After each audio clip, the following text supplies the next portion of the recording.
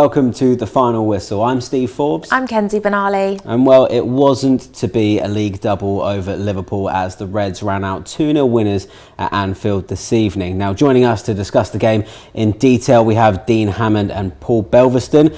Paul, that 3-2 score prediction, well, was a bit of an ambitious one, wasn't it?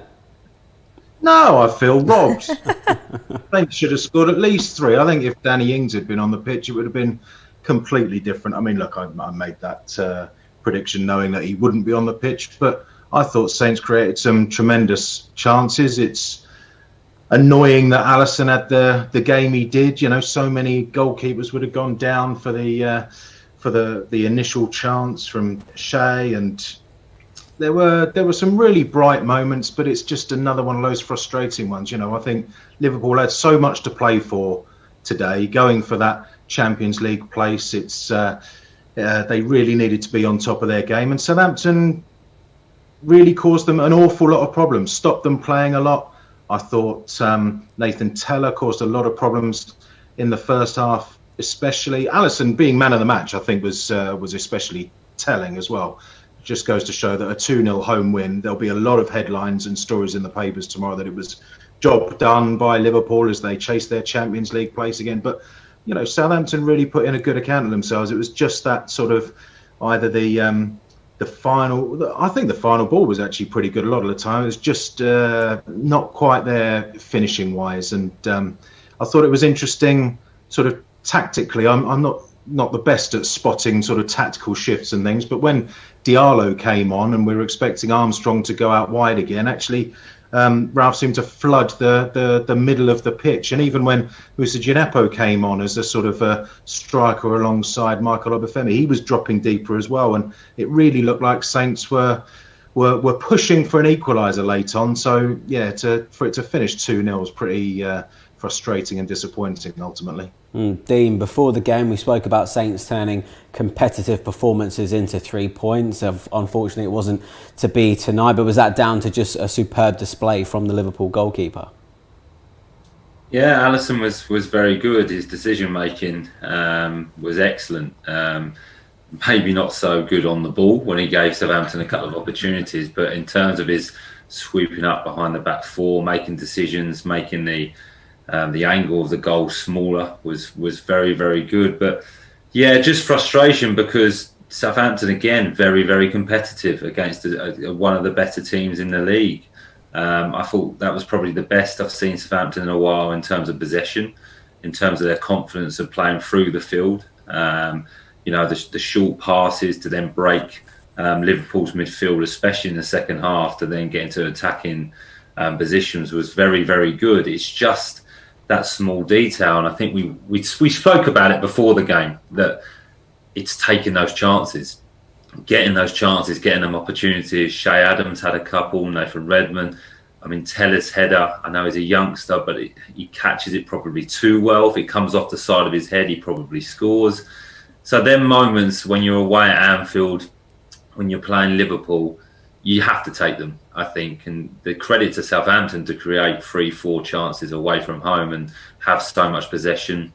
We're in the ascendancy. Liverpool not hanging on, but didn't really have the answers to open up Southampton's second half. So I think it was a pretty even game. I don't think it was a convincing 2-0 win for Liverpool. But again, disappointment, and you know what needs to change, that small detail again, I think. And that's where the frustration will come from the players and the manager. Dean, sticking with you then, as we've mentioned, Liverpool had a whole host of chances in the first half, but just how good was that Shea Adams chance just before the Reds went 1-0 up? Yeah, I think it was really, really important, Kenzie, because I think Liverpool up to that point had been pretty dominant. They'd had a few chances. Fraser Forster had made some really good saves, pretty comfortable saves, standard saves, but good saves. And it was the first time that Southampton had really gotten behind Liverpool when they played that high line. It was a really, really good run by Nathan Tella, and then really good awareness to actually play an early ball into Shea Adams to spot his run from deep. And like Paul mentioned, you know, Alisson covering that angle and taking a bit of a risk actually, because the goal was open, but Nathan Tella's actually head is down, so it's very difficult to spot that. But to cover up and stay up, you know, Shea Adams probably did the right thing to try and chip it over the keeper, because naturally most keepers will go down and spread themselves. So fantastic save, but it was that opportunity, and I think that's what I mean by the small detail. The game could go either way. If Southampton score there and the possession they had and the pressure and the expectations on Liverpool, it could be a very, very different game. And what is it, 45 seconds, a minute later, Southampton are 1-0 down, and that's the harsh reality of Premier League football, and that's why you have to take your chances, and that's the difference. So I think, again, like I said, that's where the disappointment and frustration will come from, because Southampton had the chances. It's not like they're going to Anfield hanging on and it's all Liverpool, all Liverpool. It isn't really like that. I thought they played very well in terms of on the ball. It's just them final moments, and that's the difference between the top teams and the teams not at the top, really. Yeah, definitely. Well, Liverpool did take the lead through Sadio Mane, who kept himself just onside to head in from close range. Paul, what did you make of his goal? It's another frustration, isn't it, that in these games, it's so often it seems to be a player who's been out of form or not had any great success recently suddenly pops up and sort of breaks Southampton fans' hearts. And Mane hadn't scored at Anfield this year yet. Up he comes against his former club, like Dean said, 45, 46 seconds after that terrific chance at the other end. And it seemed such an avoidable goal as well, because you got Jack Stevens. Perhaps he could have got closer to close down the cross from Mo Salah. Mo Salah never passes to Sadio Mane, but he did there. It goes back the other way as well. And of course, Kyle Walker-Peters should have had his man, but I mean, they highlighted on the coverage over here how he got bumped in the build-up to it and then got the wrong side. But equally, when you've got Fraser Forster and Yannick Vestergaard, who are each a foot taller than Sadio Mane, when the ball is deep into the 6-yard box like that, you kind of wonder if one of them could have dealt with it as well. So there were, I think, at least 2 or 3 chances to deal with that goal a bit better. Hugely frustrating. And how many headers does Mane score? Not many at all. So for that to be such a crucial goal, it really did feel a bit of a kick in the teeth. Yeah, it did, didn't it? Now, Dean, looking at the second half then, Saints had a number of chances. We just couldn't seem to finish them off. Yeah, great areas as well, Kenzie. There was a couple of opportunities where Shea Adams put Nathan Teller in and just didn't quite have the legs or the composure to maybe finish it off. He got himself in one-on-one situations. Obviously, Shea Adams' chance when Alisson gave him the ball and gave him that opportunity. I think a confident Shea Adams, a free scoring Shea Adams, chips the keeper there, doesn't try and just place it in the corner. Diallo had a strike, which was actually a really, really good move.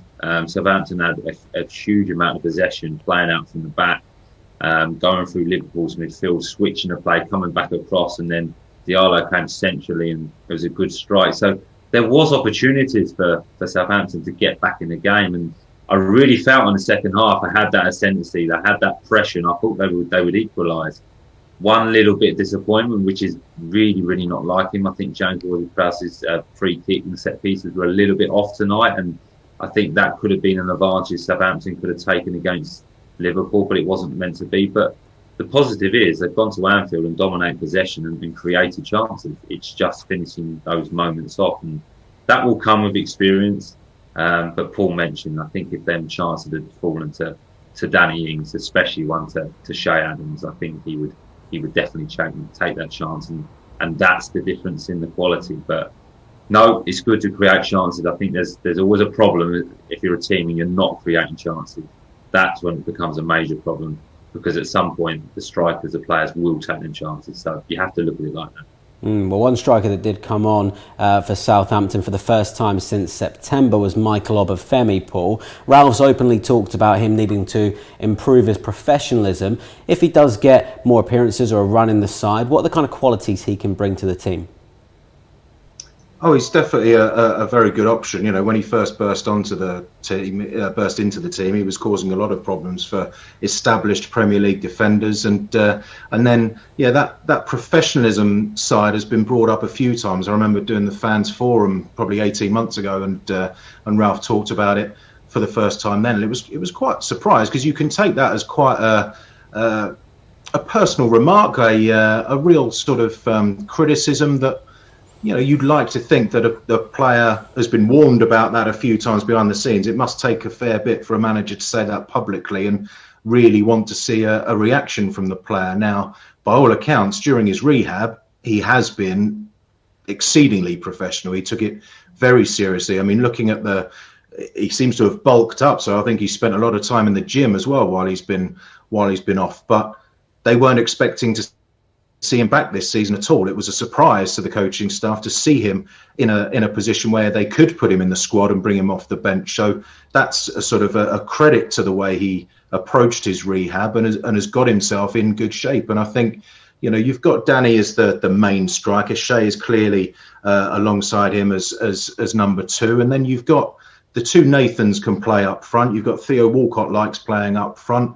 Dan and Lundaloo. You've got Michael Obafemi in there as well. They're all sort of vying to really establish themselves as the sort of the number one next option, if you like. And I think over the summer, if you know, injury problems do sort of disappear, if they all get a good run at impressing the manager and having chances, then there's an opportunity there to be grabbed as first option off the bench or straight in the starting 11 if the manager wants to shake things up, or if there's an injury to someone else, that sort of thing. You know, there's great competition, particularly from that young group of strikers and attacking players. They can push each other on. They can, and they all offer slightly different things. But you know, one of them's really got to sort of explode out into really giving the manager a bit of a headache, rather than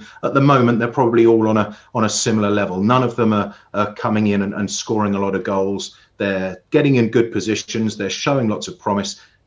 Someone needs to take that next step, and hopefully that will come in the next few months, you know, to be a real option for next season. Yeah, it was great to see Michael feature again this evening, wasn't it? Dean, what did you make of the substitutions tonight? Yeah, I think it is. It just highlights a little bit that there's not this huge strength in depth that the manager would have wanted tonight. I think they all did fine when they came on. A little bit surprised. I would have liked to have seen Theo Walcott maybe get the opportunity to play through the centre. I think he wasn't that effective from the right-hand side. I think he can get lost in games when he plays in that position. I'd like to see him down the centre. I think that's his strongest position. Gineppo, when he came on, didn't really get much of an opportunity. Obafemi came on, looked bright, looked like he got that pace back, a bit of sharpness and a bit of hunger, and combined quite well with Shea Adams on almost got a penalty when Alisson again came out and won the ball pretty clear. So and Diallo came on and played kind of from the right hand side, but centrally, and did okay. Had that striker goal, worked hard. So the boys that came on did fine. Didn't have a huge impact, but didn't have that much time to make that sort of impact that you would want or expect. But I think if the manager's got a full squad, then he has better options coming off the bench, and he didn't quite have that tonight. So when you're chasing the game, it's very, very difficult. But the players did fine. But like I say, I don't think you can really criticise the performance. I think defensively we look okay as well. And we look very good in possession, but just them final moments again. I know I keep mentioning it, but it is those final moments, and that is the difference between top quality players. So, but it will come. Like Paul has just said, a lot of the players are young players. They're still getting experience in the Premier League, and I think if they can continue playing at this football club, which they will, and they keep getting minutes, they will improve, which is a good thing. Paul, you spoke previously about the frustrations of going 2-0 down. Did that late second goal from Liverpool feel a bit harsh?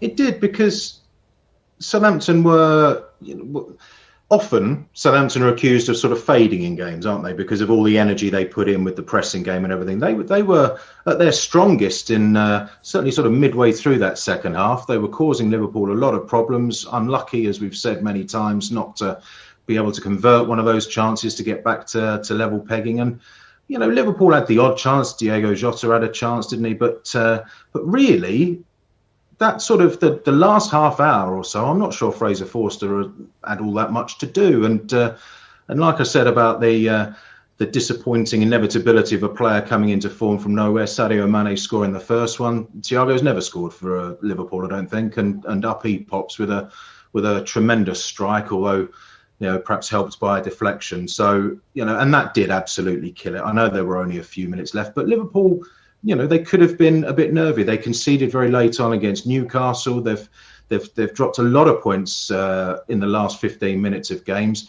That may well have been playing on their minds as the minutes ticked by and Southampton kept on sort of surging forward, particularly with the way they were passing the ball around and moving forward through the middle of the pitch. So, it did feel a little bit cruel, and 2-0 absolutely doesn't, for me, reflect the way the game went at all.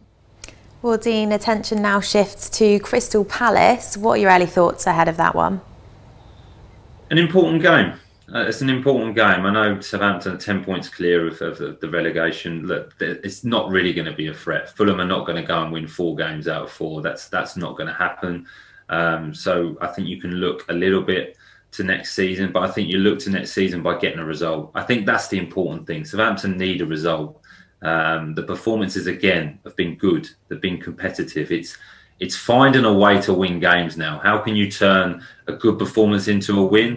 Or how can you turn a disciplined performance into a win? It's about finding a way of winning a game. And I think that's the next step, the next development for this team, that potentially when you're not playing well, can we win a game? And probably putting the importance on a win and not necessarily the performance. So a really, really important game. Obviously, Crystal Palace are coming off a really good result today when they beat Sheffield United and looked very, very lively. So it'll be a tough game. It'll be a test. But, it's a home game, and Southampton it'd be nice to get a result and then go into the last 3 games after that and maybe find a little bit of form, finish the season well to take a bit of confidence into next year. Yeah, Paul, what do you think? Palace are in 13th on 41 points. We're in 16th on 37. Is it a bit of a dead rubber, or is there still something to go for in that game? Well, they're safe now, aren't they, after beating Sheffield United today? So, maybe they'll have their minds on the summer holidays and things, but I'm not sure how much that really happens these days. Southampton, of course, want to bounce back with a win. The penultimate game at St Mary's with no fans, so that's something as well to sort of tick off the list. The empty stadium thing is hopefully coming to a permanent end. And there's also the fascinating sideshow. Always look forward to this one. James Ward-Prowse against Wilfried Zaha. They always have a lovely little battle, don't they? It's a shame that with 4 games to go, Southampton can't match last season's points total, 52, can't get up to 11th, which is, you always want to see progress. You always want to see an improvement on the season before, but still they'll want to get as close as they can to those marks. And, after all the injury problems and all the additional challenges and problems that have been faced this season, then coming close to that mark of last season wouldn't be seen as a big step backwards. But yeah, look to next season. Really give more of these youngsters some minutes as well. Get some excitement from them, and just a win would be lovely, wouldn't it? Yeah, most certainly would be, and we all look forward to that Prowsey-Zaha showdown Definitely. as well. Belvers, Dean, delight to have you with us as always. Thank you for your analysis and input. As we've mentioned, we are next in action again on Tuesday. Crystal Palace are the opponents. That's an 8:15 kickoff, so we will be live from 7 o'clock on Saints Live. We'll see you then.